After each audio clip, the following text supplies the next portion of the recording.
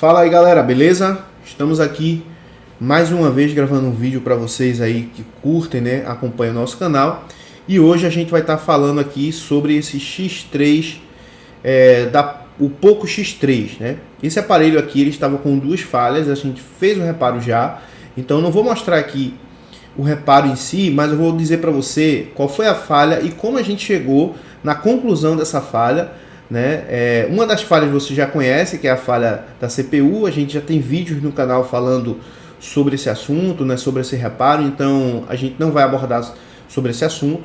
A gente vai falar sobre o segundo defeito, que é um defeito de iluminação que tinha nessa placa, certo? A gente fizemos o rebalem na CPU e na memória, o aparelho voltou a funcionar, porém sem imagem. E aí eu vou dizer para vocês como foi que a gente analisou tudo, né, para chegar na conclusão de onde a gente tirou o componente para substituir aqui nessa placa, né? Como é um aparelho mais novo, por exemplo, é difícil encontrar esquema elétrico, é difícil fazer análise sem esquema elétrico. Então, muita gente que está começando aí, que ainda não tem, né, um conhecimento mais aprofundado da eletrônica, que não tem muita experiência, vai ajudar muito. E por isso que eu vou fazer, que eu tô gravando esse vídeo justamente para estar ajudando essa galera aí, beleza? Vamos lá, pessoal. Esse aparelho é um aparelho, como vocês já viram, já tá pegando, já tá funcionando tudo. Esse aparelho ele tinha duas falhas. A primeira falha era aquela falha crônica, né? Então a gente precisou fazer um rebale na CPU, na memória, para que o aparelho voltasse a funcionar. Voltou a funcionar, só que voltou sem imagem. E aí a gente fez todo o reparo aí, eu vou mostrar para vocês, utilizando aqui a Borneo, mostrando o que a gente analisou, o que você tem que analisar em caso aí de você pegar um aparelho desse sem iluminação. Isso serve também para qualquer outro aparelho que tenha também a tecnologia backlight, né, que trabalha aí com telas do tipo LCD.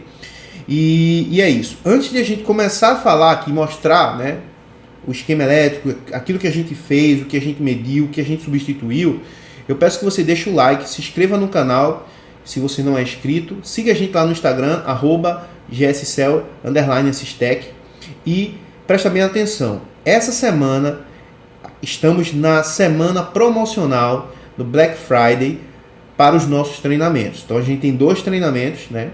Segredos de inicialização, que é um treinamento que está muito barato, pessoal. Está de graça esse treinamento, que a gente aborda sobre falhas de inicialização, falhas como essa aqui, crônicas, por exemplo, como chegar à conclusão de qual é o componente que está com falha e coisa do tipo. E temos o treinamento completo de reparos em placas, que é o reparo avançado de GSCel Assistec, que também está no preço promocional. Você nunca mais vai ver o valor que está agora, você nunca mais vai ver esse valor do jeito que está. Então, ainda dá tempo, né? É por tempo limitado, não sabemos o dia e a hora que a gente vai finalizar ainda essa promoção, então ainda dá tempo. O link do treinamento está na descrição desse vídeo, então clica aqui na descrição, adquira sua vaga, porque você não vai se arrepender de ter adquirido nosso treinamento. Você vai aprender de verdade, certo? Você vai aprender coisas que você nunca viu ninguém falar sobre. Então adquira o treinamento, né? E eu te vejo lá dentro do treinamento, toda semana suporte aí, né, do nosso treinamento, suporte ao vivo diretamente comigo, beleza? Clica no link aqui e adquira a sua vaga. Vamos lá, galera. Tá aqui o aparelho, como vocês já viram, funcionando.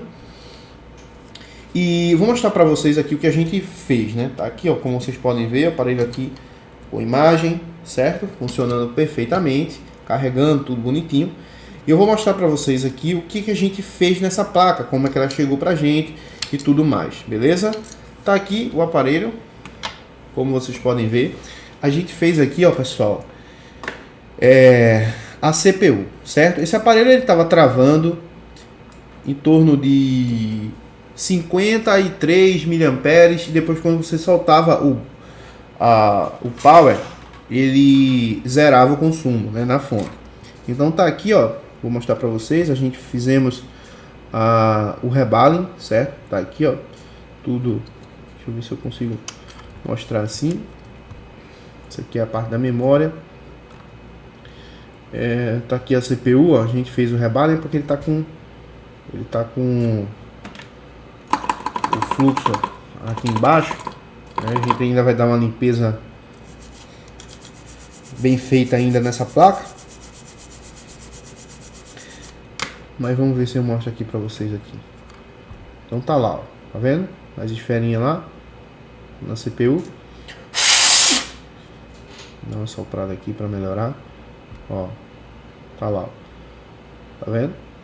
Fizemos o rebale na CPU e na memória. Esse aparelho ele estava com a falha de inicialização, travava no consumo, quando soltava o power, ele zerava.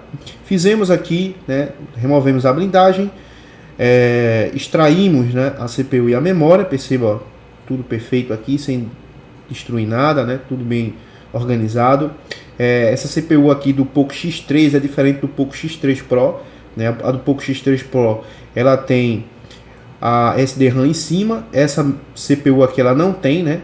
Ela é única, ela é uma CPU que não vem nenhum SD-RAM em cima dela, né? Provavelmente a SD-RAM ou está acoplada nela ou na própria memória, né? Tem memória aí que também vem com a própria SD-RAM dentro dela. Enfim, fizemos o rebale. Quando a gente ligou, pessoal, o aparelho ligou, né? Só que não mostrava a imagem. E aí o que a gente fez? A gente veio aqui na Borneo. Deixa eu mostrar aqui para vocês a Borneo. Viemos aqui na Borneo, clicamos aqui, ó, em Hard Solution, porque não tem esse esquema elétrico, certo? Ainda disponível, mas temos um mapeamento aqui que a própria Borneo, né? Os desenvolvedores aí disponibiliza para a gente aqui na ferramenta, que eu acho muito bacana esse tipo aí de mapeamento. Então deixa eu ver aqui, Poco X3, ó, tem um Poco X3 GT, tem um Poco X3 NFC, tem um Poco X3 Pro e tem um Poco X3. O que eu tô aqui na bancada é o Poco X3, certo? Então, como ele estava com problema de iluminação, a gente não precisa analisar tudo não, é só vir aqui, ó, na parte de LCD Light, certo? Clica aqui na parte de LCD Light. Vamos esperar que abra aqui pra gente. Eu vou mostrar para vocês a seguinte situação, né? O que eu fiz primeiro? Problema de iluminação, primeira coisa que a gente deve verificar é justamente a malha LED-A, né? O sintoma nos leva a analisar essa malha. Essa malha aqui, todos os aparelhos que tem tela de LCD, né, tecnologia backlight, vai ter essa malha LED-A, que seria LED anodo, né? Em alguns aparelhos você vai encontrar malha anodo, LED anodo e coisa do gênero.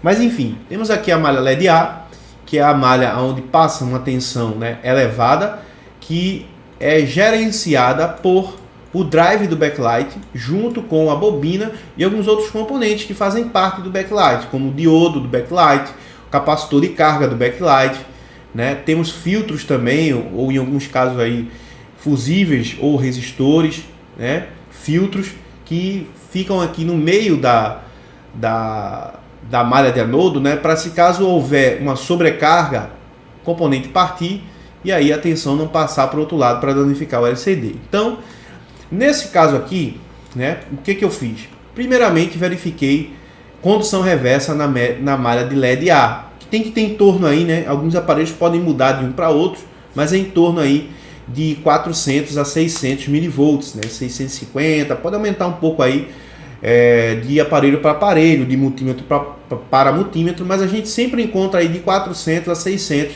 é o valor que a gente encontra nessa malha de anodo. Então tinha aqui, ó, 600 milivolts, certo? Então, medindo essa malha, encontrando aqui 600 milivolts, né, já me dá uma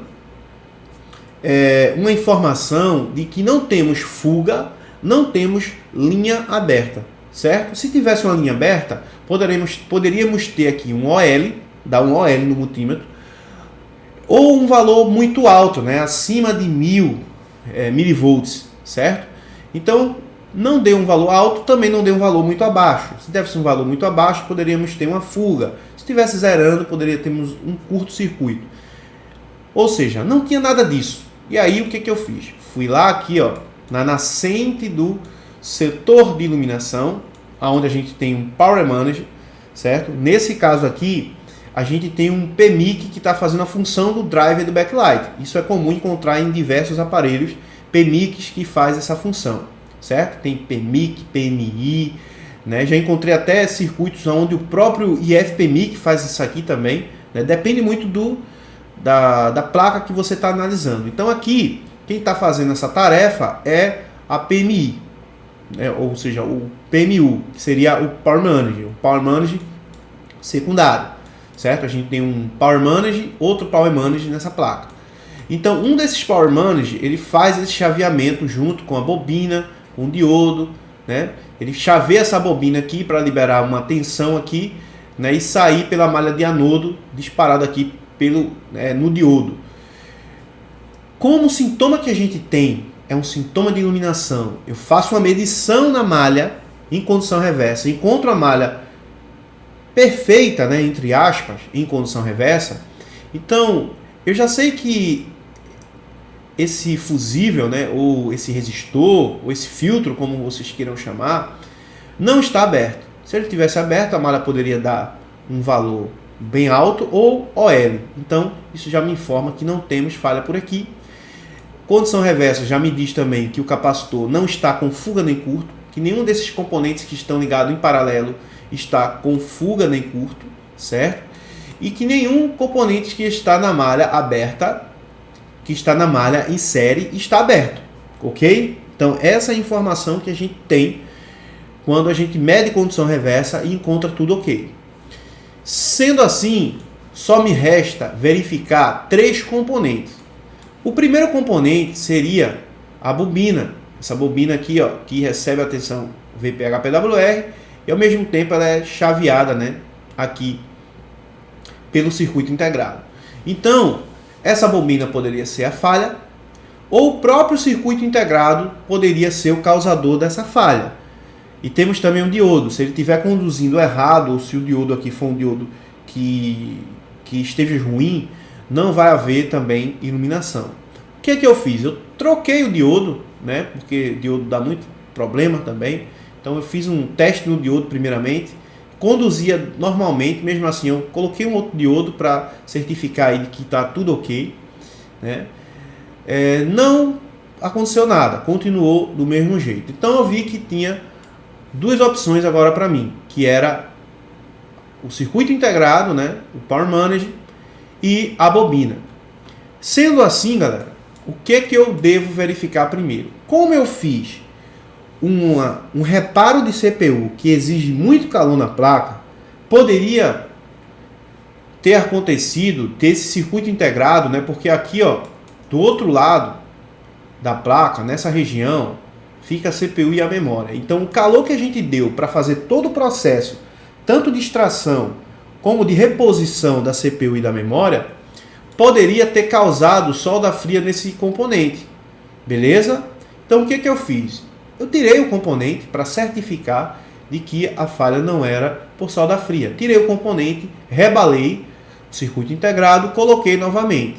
Tudo isso, né, após ter feito a medição na bobina, medi a bobina estava dando continuidade, mesmo sabendo que estava tudo ok em condição reversa, verifiquei esse componente, né, esse resistor aqui com 0 de resistência, também estava dando continuidade de um lado para o outro, e a própria bobina, né, como eu falei para você, também estava dando continuidade. Então, se estava dando continuidade na bobina, se o diodo estava ok, conduzindo de forma correta, se não tínhamos nenhum curto, nenhuma fuga aqui em componentes paralelos, se o resistor aqui estava também mostrando continuidade, tudo apontava para que esse circuito integrado estivesse com defeito ou com solda fria. O que eu fiz? Fiz um rebale nesse circuito integrado, porque eu não tinha outro aqui, ele é o PM5170, não, 7150 que diga, 7150L.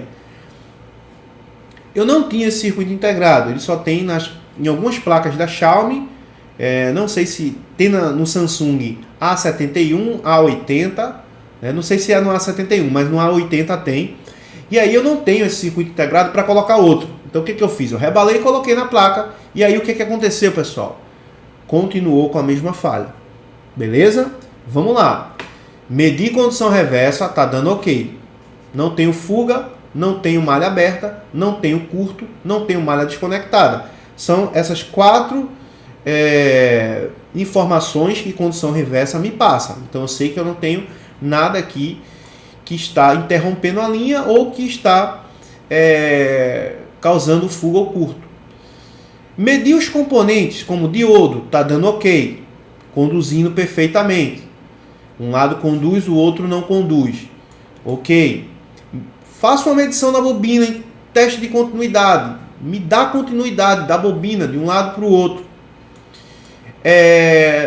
Resistor está ok, capacitor de carga, medido a capacitância, está dando ok, certo? Está com uma boa capacitância. Então, o que é que me resta analisar depois que eu fiz um rebalem no próprio componente? Só existia agora mais duas opções. A gente vai analisando e descartando algumas hipóteses. O que é que poderia ser agora? Já que a gente tinha praticamente todas as verificações feitas, né? E não restava muita opção. Ou o problema estava no circuito integrado, que ele não estava chaveando, ou o problema poderia ser a bobina com um curto interno. Ou seja, como é que funciona um curto interno na bobina? A bobina, pessoal, ela é, né, no caso o indutor, né, ele tem uma bobina por dentro. Por exemplo, você vai pegar uma bobina, pega ali uma bobina de fio, por exemplo. A bobina de fio é um monte de fio enrolado, né? Pega uma bobina, a sacola da bobina, por exemplo. Eu trabalhava numa fábrica de sacola, né? Dizia, pega uma sacola, 3 bobinas de sacola número X, né? E lá tinha uma espécie de um rolo, né? Um monte de sacola enrolado lá. Papel higiênico, por exemplo, é um tipo de bobina. Então a bobina, né? A gente chama bobina, mas o correto seria indutor.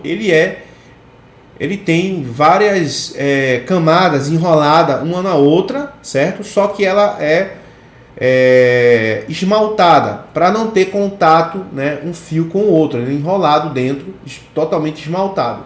Se a bobina aquece e o esmalte derrete, a bobina vira um jumper. Bobina não é jumper, bobina não é um fio de um lado para o outro. Bobina é um monte de fiozinho, né? É um fio só, mas ele é todo enrolado dentro, justamente para atrasar a corrente, criando um campo eletromagnético. E o que acontece? A bobina, né? Suspeitei da bobina e suspeitei do circuito integrado. Então só tinha a bobina agora para verificar. Se não fosse a bobina, seria o circuito integrado. Então eu teria que achar um circuito integrado novo e fazer a substituição. O que eu fiz aqui? Eu utilizei o meu osciloscópio, por isso que o osciloscópio nessas análises é muito importante. O que eu fiz?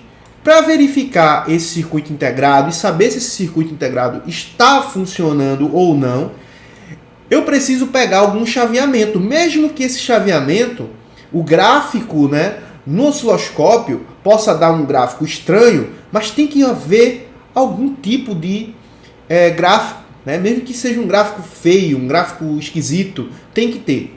Então o que eu fiz? Fiz uma medição na bobina, né, com o osciloscópio e verifiquei que tínhamos um chaveamento, ou seja, eliminei a hipótese de que o problema fosse circuito integrado. Beleza? Por quê? Porque circuito integrado estava chaveando. Se tínhamos ali um trabalho, né, se o osciloscópio mostrava que tínhamos um trabalho, isso nos informava que o CI estava chaveando, ou seja, ele está trabalhando. Então, nesse caso, eliminei a possibilidade, né, eu poderia ter feito isso antes de ter feito um rebalho no circuito integrado, mas na hora a gente analisando aqui, né, vem logo na cabeça, é só dar fria no PMIC. Então vamos fazer um rebalho para não perder tanto tempo. Poderia ter verificado isso antes? Poderia, né? Mas a gente vai, a cada serviço a gente vai aprendendo cada vez mais, pegando mais experiência e coisa do tipo. Cada serviço a gente aprende alguma coisa. O que eu fiz aqui? Fiz uma medição com o osciloscópio, comecei a pensar, vamos fazer uma verificação aqui, tem que mostrar algum chaveamento. Mostrava o chaveamento, só que um chaveamento esquisito. Tudo apontava para que a nossa bobina aqui, estivesse em curto.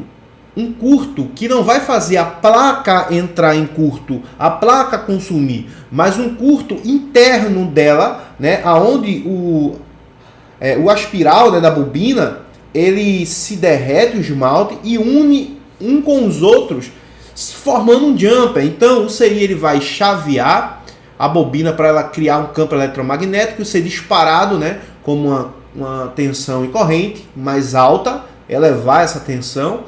Só que não estava conseguindo. Por quê? Porque não tinha campo eletromagnético. A bobina estava com um curto interno, não tinha o chaveamento perfeito. O que é que eu fiz, pessoal? Substituímos a bobina e aí a imagem voltou perfeitamente, ok? Então, o que eu quero dizer para vocês aqui é o seguinte, que mesmo medindo em escala de continuidade, se for um conversor book, se for um APT modulador, né, que é um CI bus para alimentações, né, do setor de radiofrequência, em específico PA, se for uma bobina, por exemplo, do backlight, que precisa de um chaveamento, né, precisa de um trabalho para que possa levar uma tensão ou uma corrente, é muito importante você utilizar o osciloscópio para estar verificando esses tipos de trabalho. Por quê? Porque você pode cair numa casca de banana, pensando que através da escala de continuidade, só porque tem continuidade na bobina, não quer dizer que a bobina está perfeita. A bobina pode ter continuidade, mas porém pode ter um curto interno, e esse curto interno pode fazer com que a placa não funcione sendo book, não tenha rede sendo setor de APT modulador, ou não tem iluminação se tratar do circuito backlight. Ok, galera? Então o que, é que a gente fez? Ó, a bobina era igual a essa daqui. O que, é que a gente fez? Não tem uma placa igual. Como não tem uma placa igual, eu vou dizer para vocês de onde foi que eu tirei essa bobina, certo? Tá aqui, ó, o circuito tá aqui, né? O Power Manager. E a bobina, ó, perceba que é uma bobina diferente. A bobina que tinha original era essa bobina aqui, ó. Deixa eu mostrar para vocês aqui. Ó, essa é a bobina original, certo? Como vocês viram lá no esquema elétrico, né? no mapeamento da Borneo. Essa daqui é a bobina. Cadê? Deixa eu ver. Não tá mostrando aí, né? Ó. Essa bobina aqui, ó, era a bobina original, certo? Essa bobina eu substituí por uma outra bobina. Se eu pegar essa bobina aqui, por exemplo, vou botar aqui, deixa eu ver se não... Deixa eu ver aqui agora. Vou botar na continuidade aqui.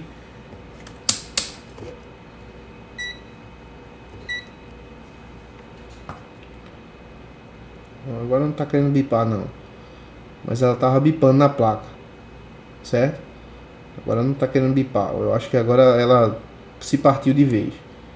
Beleza? Mas ela bipava na placa. Olha lá, ela bipando, tá vendo? Ó. Então isso aqui é um curto interno, certo? Ó. Beleza? Então, galera, o que é que acontece? Essa bobina, né? A gente precisou substituí-la. Se você pegar qualquer tipo de bobina, não vai dar certo. Então você tem que ter a bobina específica. Como a gente não tem um esquema elétrico, né, dessa placa, então eu verifiquei uma bobina que tem uma... Cadê? Tá aqui. Que tem uma indutância, né, alta. E eu peguei daqui, ó. Isso aqui, ele é um LG K9, certo? Eu tirei aqui do LG K9, ó, a bobina aqui, ó, do setor backlight. Isso aqui é um drive de backlight, né? Isso aqui é a bobina, que temos um diodo, o CI do backlight. Chaveia a bobina, dispara aqui nesse diodo e aí vai para o circuito, né, da tela. Então, tirei aqui dessa placa de K9, substituímos e deu certinho, né? Deu certo aqui no nosso Poco X3. Então, se você tiver com uma placa desse do Poco X3 aqui, por exemplo, e tiver com falha de iluminação, verifique esses componentes que eu acabei de falar para vocês e da forma que eu ensinei para vocês como eu analisei, certo? Então aqui, ó, diodo, a gente vai fazer uma medição de condução, certo? Verificar aqui em continuidade para ver se tem continuidade aqui nesse resistor, verificar a capacitância do capacitor, né? Ver se tem uma capacitância aí um pouco alta, porque esse capacitor do backlight ele tem que ter uma capacitância um pouco mais alta, certo? E o chaveamento, né? Então a gente pegava aqui o chaveamento, ó, não tinha chaveamento, e aí foi que a gente verificamos direitinho aí e entendemos que era a bobina do setor backlight, beleza? Finalizando, pessoal, só para dizer para vocês aí, né? Eu sei que o aparelho já está consertado. Na verdade, ele veio nessa outra tela aqui que já está bem arrebentada. Eu utilizei uma outra tela de pouco, porque ele teve na verdade, uma queda muito grande, certo? Mas essa tela já está toda detonada aqui, então o cliente vai precisar trocar também essa tela. E o que importa é que está funcionando tudo perfeitamente, beleza? Então a gente vai finalizar esse vídeo, né? Um abraço aí para todos. Já são meia-noite aqui. Provavelmente esse vídeo vai ser postado quarta-feira, no caso amanhã. A gente está na terça-feira aqui, meia-noite já é quarta-feira, né? Então estamos aqui no nosso laboratório, aqui trabalhando no feriado, né? Adiantando alguns aparelhos que temos que fazer. E é isso, beleza? Não esqueça de deixar o like, se inscrever no canal, seguir a gente lá no Instagram e adquirir o nosso treinamento que está por uma promoção imperdível. Clica para saber o valor aqui abaixo, entra para o treinamento, né? Para você aprender de verdade a reparar placas, né? Com o meu acompanhamento aí, você vai conseguir resolver praticamente 90% dos aparelhos que chegarem na sua bancada, né? Estudando direitinho, seguindo passo a passo, né? E é isso, beleza, galera? Um abraço, tamo junto, é nóis, valeu, até o próximo vídeo, fui!